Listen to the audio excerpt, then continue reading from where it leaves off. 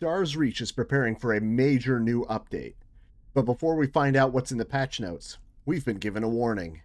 The next update will come with a fresh server wipe. So before we lose these worlds forever, it's time to check out all of the incredible things the community has built over the last several months. Our tour starts off on the bustling world of Nebulor and the city that has it all. World-class entertainment, high-end dining, state-of-the-art public transit, and larger-than-life icons.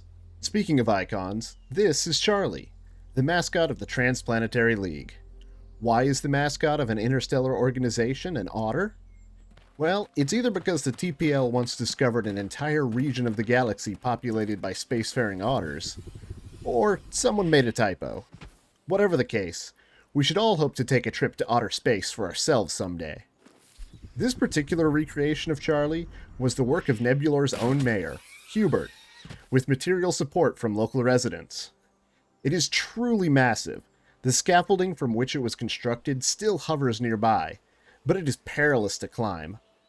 Once up top, we can see nearly all of Nebulor, or at least we could, if Nebulor wasn't so particularly cloudy.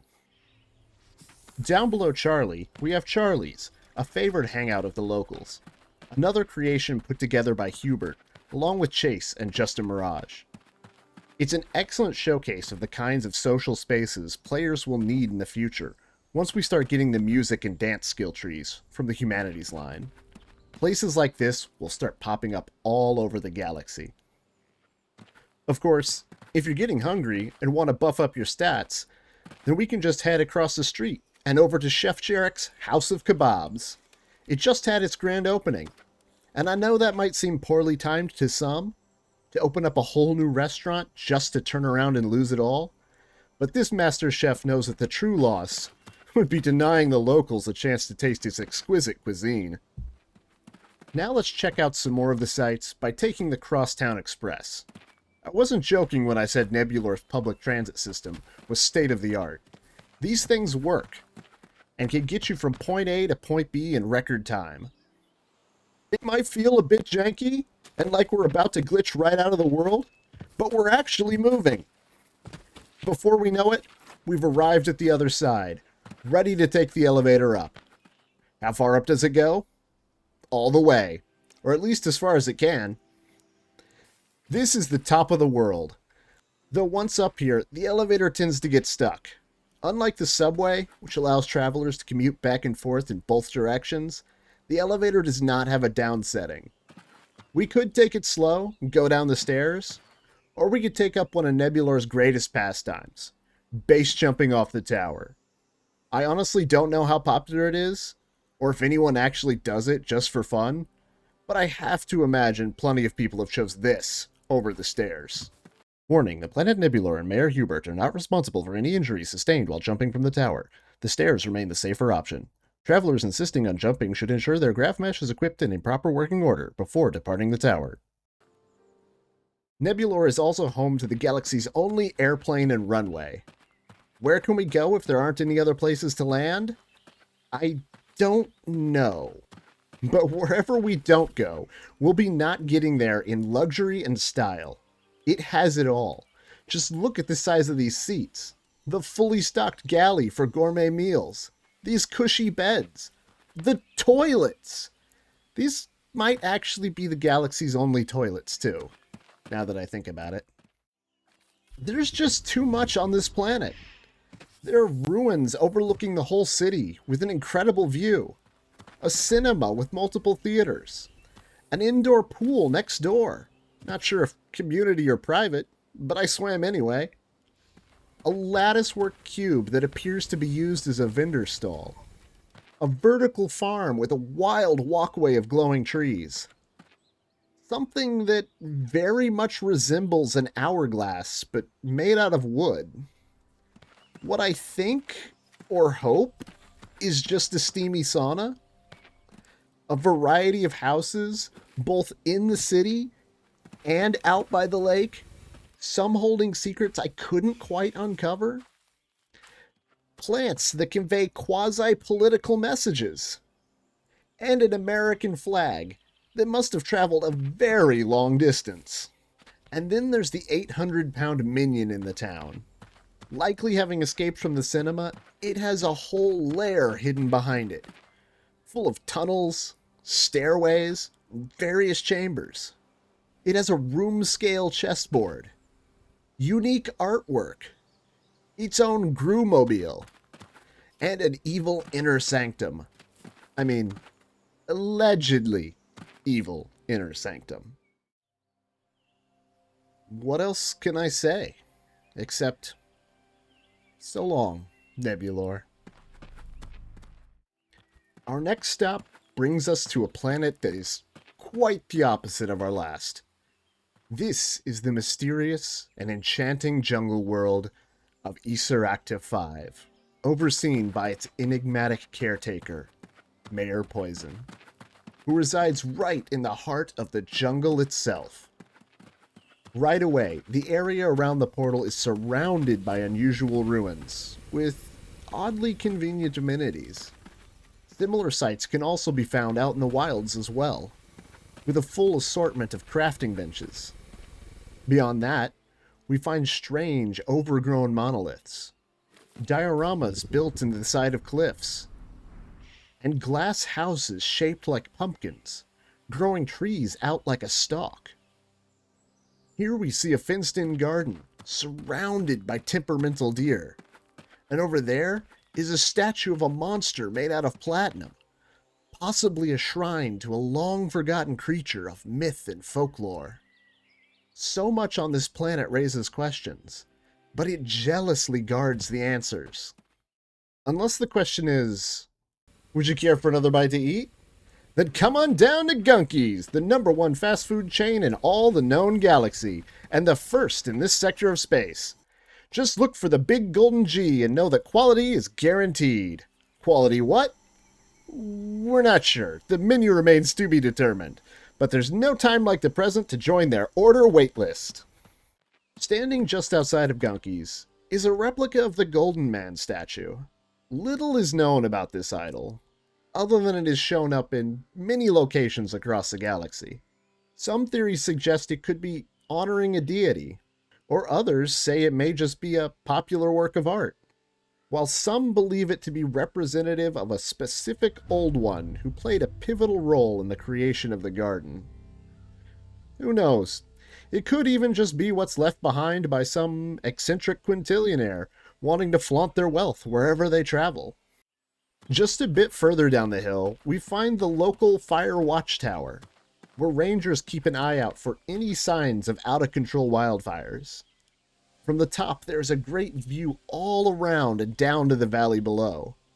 And down in this valley is the site of a Transplanetary League expeditionary camp. It has seen many members and travelers alike pass through the region. This humble, unassuming camp even once played host to a critical discussion about the future of the galaxy itself. Though this isn't the first excursion that TPL has taken down onto the surface of Isaracta 5.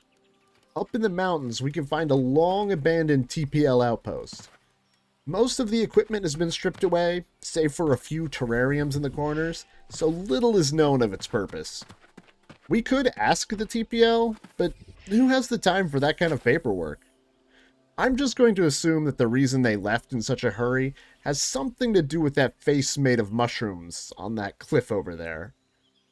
There have been some disturbing rumors floating around that the plants and fungi on this planet may in fact be sentient. This might be naturally occurring via evolution, or it could have something to do with potential radioactive waste dumping at the site of some ancient ruins. I was told quite directly by a whole team of friendly attorneys that there is no evidence to suggest the waste could have come from a nearby industrial mining operation. And that's great. Besides, I hardly see the problem here. Who wouldn't want a little evolutionary advantage, or possibly superpowers? It certainly doesn't seem to concern the locals who live around the area, though I am noticing that many of them choose to live high up on the ridge, far above the glowing ruins down below. Probably just a coincidence. After all, Who could turn down some of these fantastic views? And they're certainly nicer than anything I've ever built on this planet. Like these Neolithic stone statues I built using the depositor. In fact, this is even old footage, because last time I checked, the arms had fallen off the man. But I suppose that's what happens to great works of art. And so I bid adieu to Isaracta 5. Next, we travel to Jotania, a planet renowned for its awe-inspiring... A truly beautiful... It has a welcome center, with a mission terminal and convenient crafting stations. Okay, look. It's a planet covered in a thick layer of silt. You slip and slide on the surface, it's hard to climb up hills, and most of the planet is gray and hazy. But hey, what's that over there? It's Maze Squared, the sequel to the long-lost Maze of Dorastag, built by local mayor Hooby. It was constructed using over 40,000 Instaformer blocks and covers a space that is 3x3 zoning lots. Not only that, but it's got multiple layers with ladders leading up and down. It is a beast of a maze. Seriously, I attempted it on a live stream a little while back, and charging in with no map and zero strategy took me around an hour and 10 minutes to complete. I don't know exactly how we would get out of this. Yeah. Like, we are committed. I don't know which way is up. I mean, that should be the one thing you do know. Up from down. That's the ladder I came down. I think. Or is it another one? I don't know. I don't want to go that way, do I? Maybe I go this way. That's another ladder. There are two different ladders. There are two different ladders. Which one? Or no, it's one ladder. Wait. Wait, what? Did you go up 2 floors and then down a floor to get here? I don't know. You could lose your mind in a place like this. Yep. You could lose your mind in a place like this. Yep. You could lose your mind in a place like this. I'm at the point. I'm at the ladder again. I'm at the ladder again. Seriously, where is it? I wonder if the creator of this maze will get a kick out of it if I just showed how much they're torturing us. Is this the same ladder? Oh, this ladder is starting to feel like home. That's not good. We were supposed to end the stream a half hour ago. Yeah. Someone got stuck in a maze.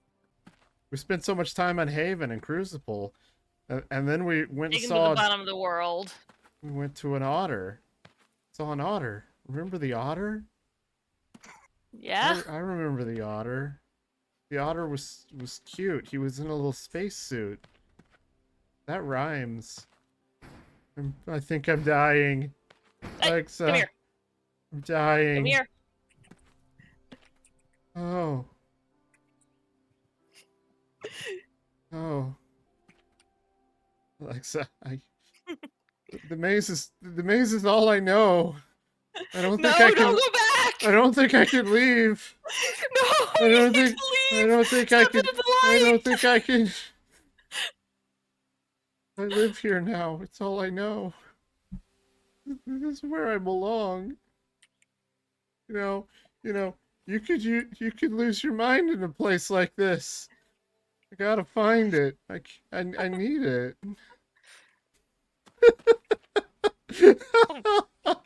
Oh my god.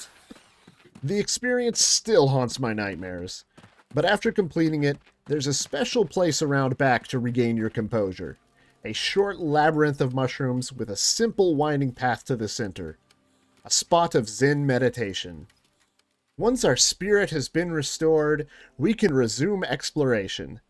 There isn't a whole lot to see on Jotania, but there are a few additional houses. The closest one is up high, overlooking a steep, silt-covered hill. It can be hard to get to at first, but it has one of the best slides in the galaxy.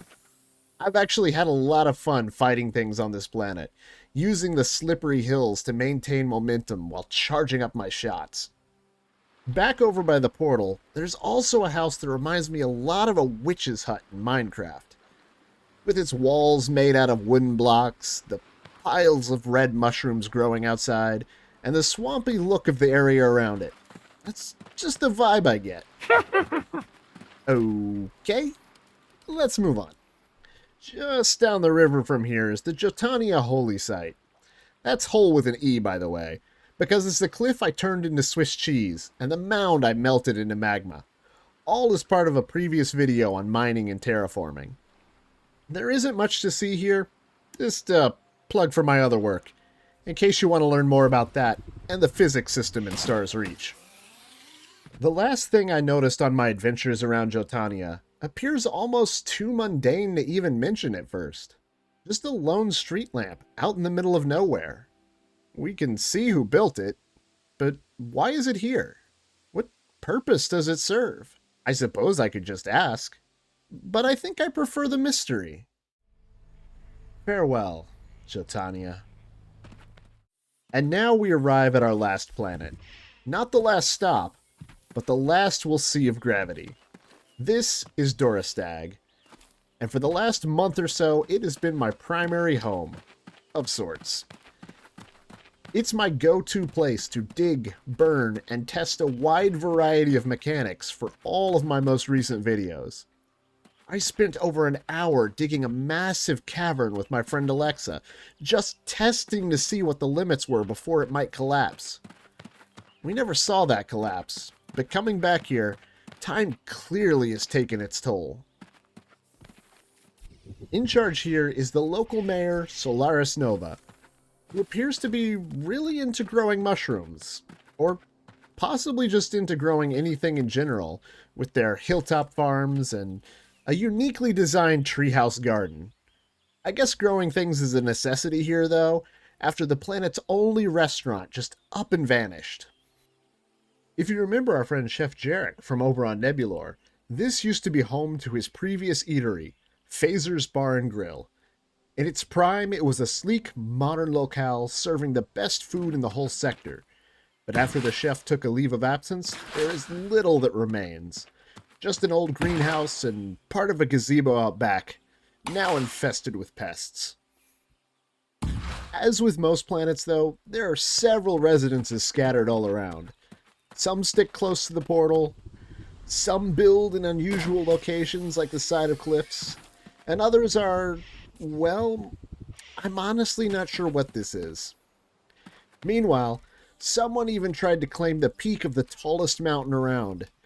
I guess they just wanted to plant their flag after conquering the climb. Then over on the other side of the planet, we have this incredible looking house, built out over the water in a naturally formed reservoir. The neighbors are a bit unruly, but sometimes that's the price you have to pay to live this close to nature. Not that this place is lacking in any amenities, just check out that entertainment center.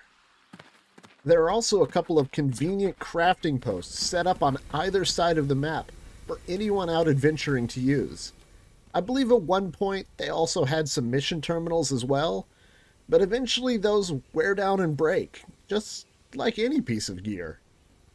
This will probably be my last visit here, so take care, Dorastag. Back out in deep space, where no one person is in charge, but the TPL station looms large, we find creation set free without the restrictions of gravity. Like this floating cube, meant to act as an optical illusion. Unfortunately, there was a spatial anomaly that passed through the area a while back that twisted some of the parts out of place from its original design. Sadly, this is a common sight among many of the older builds out here. Like this otherwise impressive homestead perched right on top one of the smaller asteroids. If only it were still airtight, it'd be a great place to live. I do prefer a place with oxygen, though, as do most.